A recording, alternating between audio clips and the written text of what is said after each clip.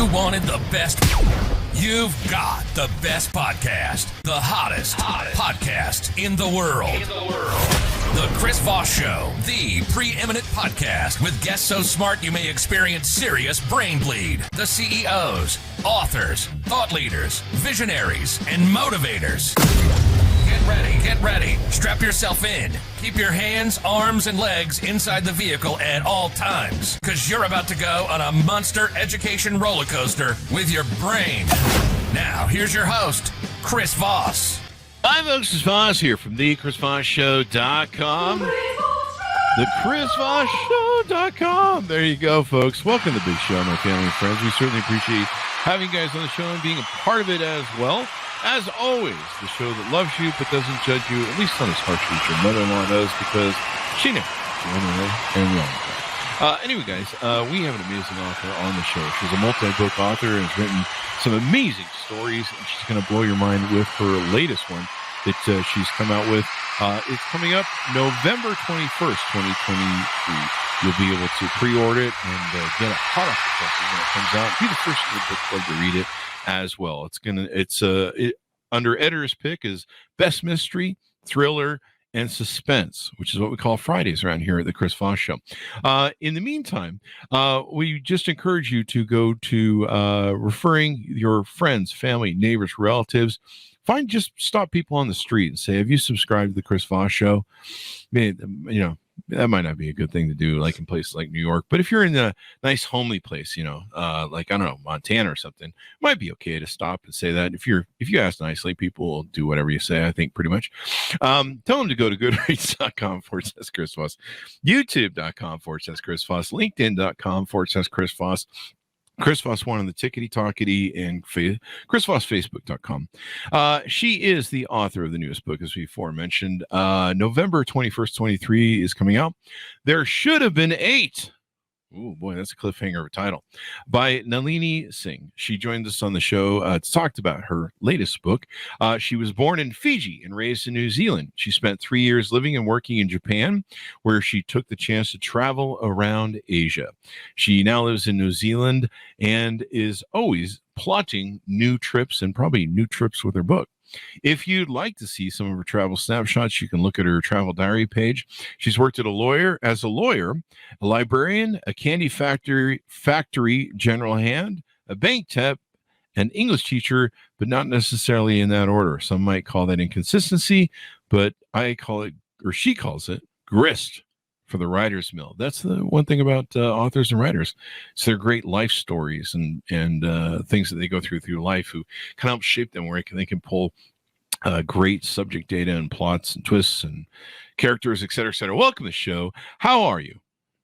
I'm great. Thank you for having me on your show, Chris. Thanks for coming, Nalini. We really appreciate it. Give us your .coms. Where do you want people to find you on the interwebs? So the best place is my website, nalinisingh.com. On social media, I am on Instagram and Facebook under author Nalini Singh. I do have a Twitter handle, but I haven't been active on there for a few years, so it's not a great place to chat to me.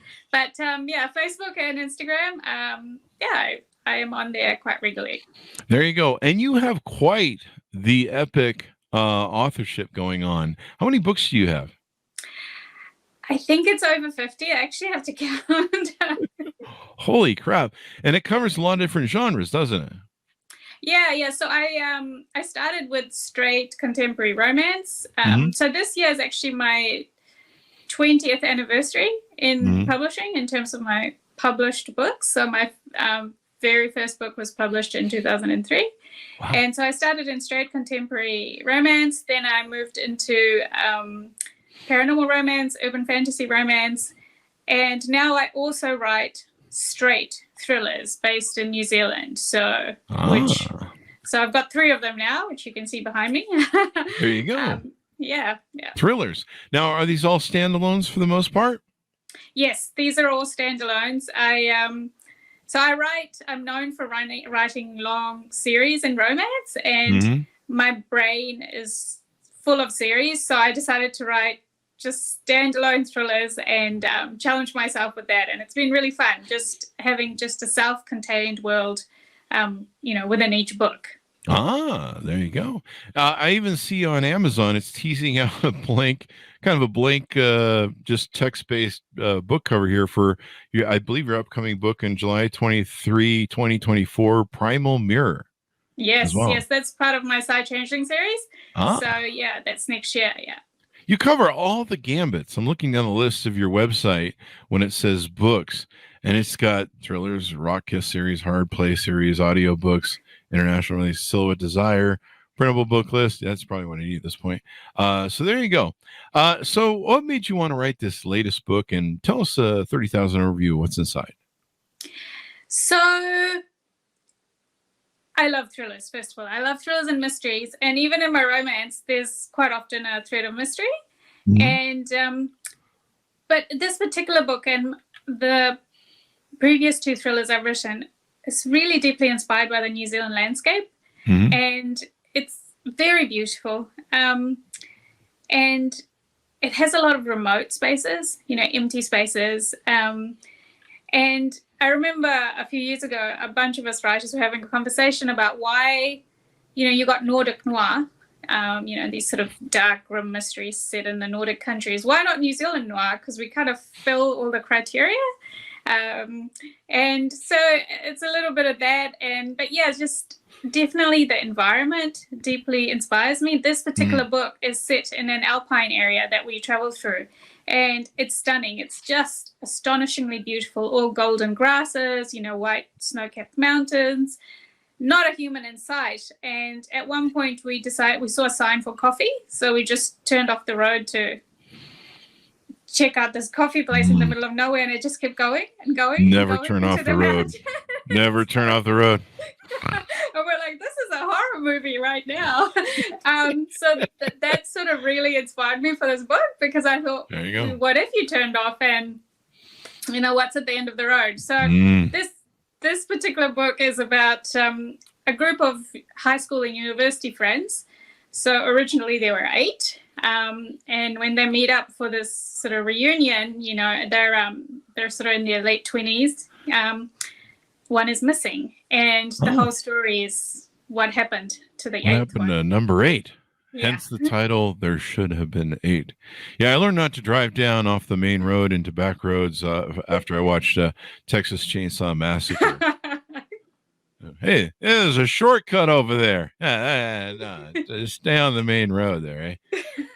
That's always one of the themes of many horror movies. Stay on the main, never get off the main road. Never leave the pack either. So there you go. So as you delved into the book, how did you pick your characters? Why did you pick 7 teenagers, or 8 teenagers technically? What made you land on that number? Maybe. It just came very naturally. I had the protagonist, the main person whose eyes we see the story straight away. So she was just very, very strong character in my mind. And, the first line of the book is, "But I'm afraid of the dark." And then we find out that she's going blind. And, what? Yeah. And she's afraid of the dark. So She was just this super powerful character. Emotionally, there's a lot there. And and then she just brought everyone along with her. Like, as I explored her, I just found these other people that were really important parts of her life, and we just ran with the story from there. And with my writing, I like to go a little bit into the dark and see where the characters take me. Even though your character's afraid of the dark. Yeah, so it was. I mean, this book has a little bit of a gothic element to it. They're in this ruined mansion. There's sort of creepy passageways and things going on in the walls, and the characters just all fit. They came together, and it just felt like a friend group that would exist. And there you go. There. How do you feel like this book is departed or improved? Not to say that your writing needs improvement, but writers evolve and develop their work and their craft. How would you say this maybe differs from your other books? I think in terms of my thrillers, I feel like I really hit my stride in the thriller space with this book. Like it feels very strongly a thriller. My very first one I wrote had, an element of romance in it. A very thin thread. It was mostly, suspense. And then the next one got more thrillerly. I'm just making up that word. Thrillerly. Hey, poetic license. You can do what you want. You're an author. Yeah. And I feel like with this book, I really hit the beats of the genre. It does have that sort of slowly creepy element. So it's not the kind of pulse pounding thriller. It's the kind of thriller where it builds slowly to a crescendo and then hopefully grips the reader by the throat. And yeah, my mom loves it. So grips the reader by the throat. Wow, that's the first time I heard an author say that. So there you were going for it there. Basically. I am going for it. Yeah. There's a few surprises in this book. With no holding back. I love it. What you like setting areas in New Zealand and stuff. Was there any mansions that you'd seen in New Zealand that kind of flipped you onto this, or did you just kind of come up with it out of your head from coagulation of different experiences? Yeah, it's more amalgamation. So it's not based on one particular building I saw. So I saw these beautiful sort of Victorian era type places, or very aged kind of buildings in very good condition. But I also saw some really sort of rundown, ruined structures in the backcountry, and I kind of amalgamated it all together. What if it was kind of ruined and nobody bothered to fix the burned section, but the other half is still habitable, and so they just decide to make an adventure out of it and stay in this place, in this really beautiful landscape, in this sort of mansion that has a very dark history because things happened in that fire that's marked the building. So yeah, it's taking pieces of what I see and putting it all together to create this fictional place. There you go. I learned that from Scooby-Doo, and never go into the bad side of the mansion. Stay in the good side where the lights work, and things don't go bump in the night, if you will. So there you go. What are some other elements we haven't talked about that you were excited to put in the book that you think we can tease out to readers? So I love working with secrets, in the history of people. I think people are so fascinating. You can make a house as scary as you can, but if you don't have interesting characters to take you through that house, it will fall flat. Yeah. And so it's the complexity of the characters that really makes it, and it's trying to see behind the mask people wear.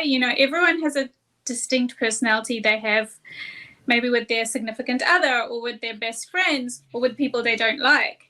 And it's like, which masks are these people wearing? Are they actually friends? And it's really, really fun to peel that back and find out who is actually showing their true self and who isn't, and who is maybe, got a Jekyll and Hyde thing going on. So it's really, really interesting for me as a writer to write those characters. And I like reading them too in other people's books. There you go. Secrets and maybe a little backstabbing or betrayal in the book. Maybe? Yeah, absolutely. In a haunted house or something, a very disturbed house. But also, there's a balance to it because they did start as friends, all of them. So there are some very warm memories, and I think it provides a stark contrast to what's going on now in this cold, they're trapped in this house because the weather turns. So I got the idea for this. We had a polar blast one spring, and it's, New Zealand's really close to Antarctica. And so sometimes we get a polar blast coming off Antarctica and it just freezes the country, basically. So we had this one spring, and the South Island got snow like in the middle of spring, and everything shut down. And so this is what happens in this book. They end up in this unseasonable snowstorm, and so they're trapped in this place, and it's so cold and it's dark and the heating's gone, and it's a contrast to the hazy summer memories they have together as as teenagers. So it just shows how life can change people, and also just from a fun perspective, it's really interesting to work with weather in a thriller, because I think in a thriller, weather can make such a big difference to the feel of the book.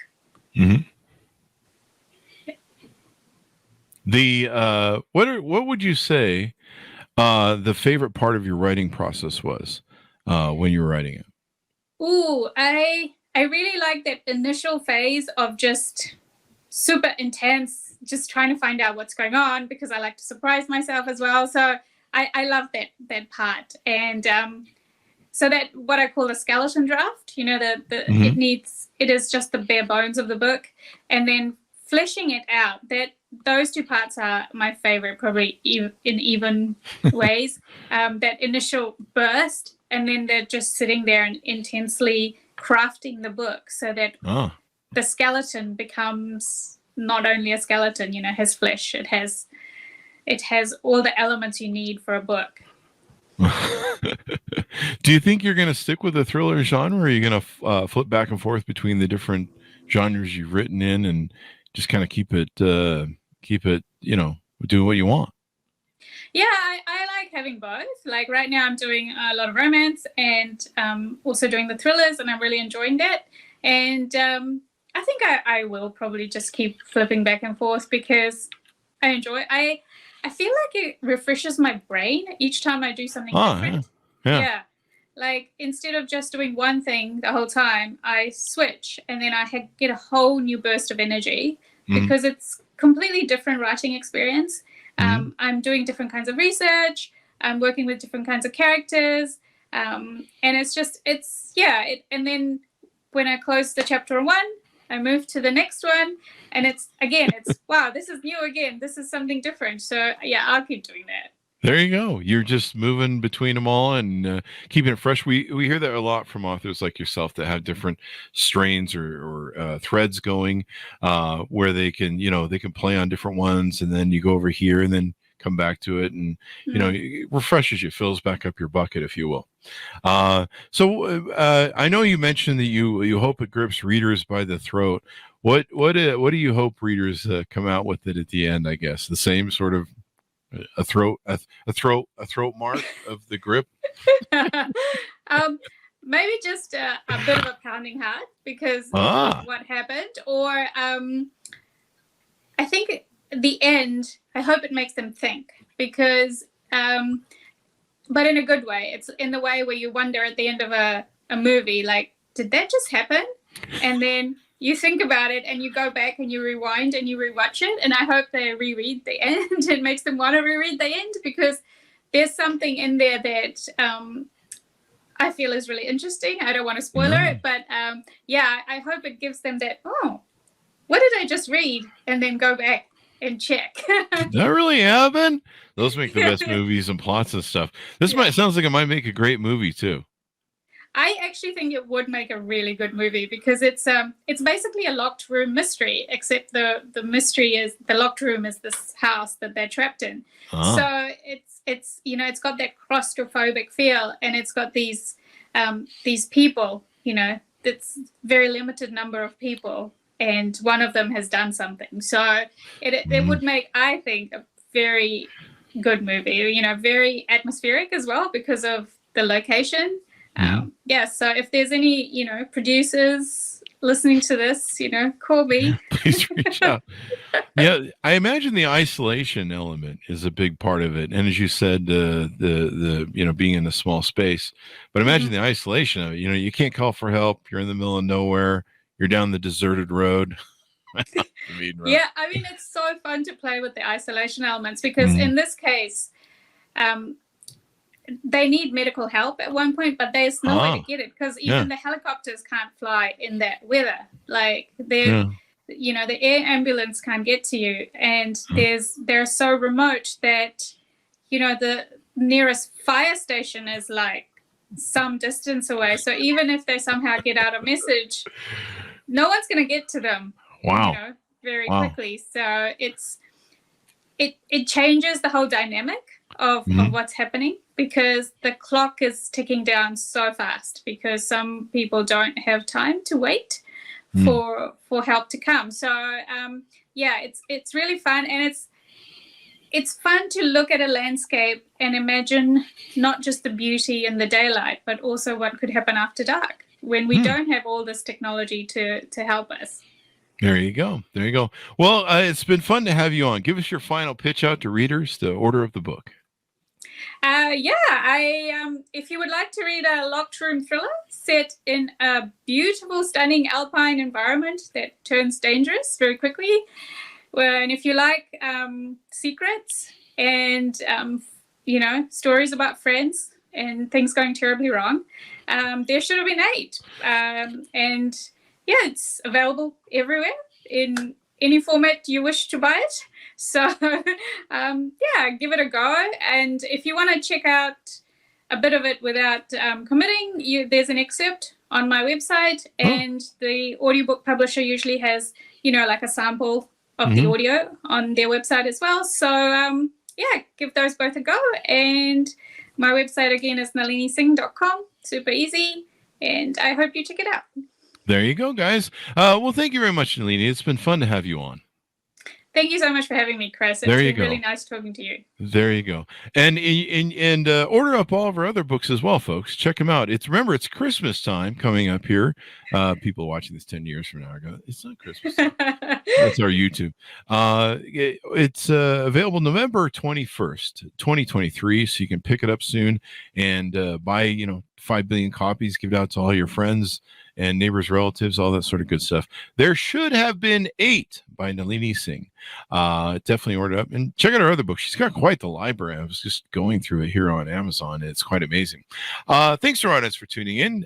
Be sure to refer the show to your family, friends, and relatives. Go to goodreads.com/Chris Voss, youtube.com/Chris Voss, linkedin.com/Chris Voss, Chris Voss 1 on the tickety-talkie over there, and Chris Voss Facebook.com. Thanks for tuning in. Be good to each other. Stay safe. And we'll see you guys next time.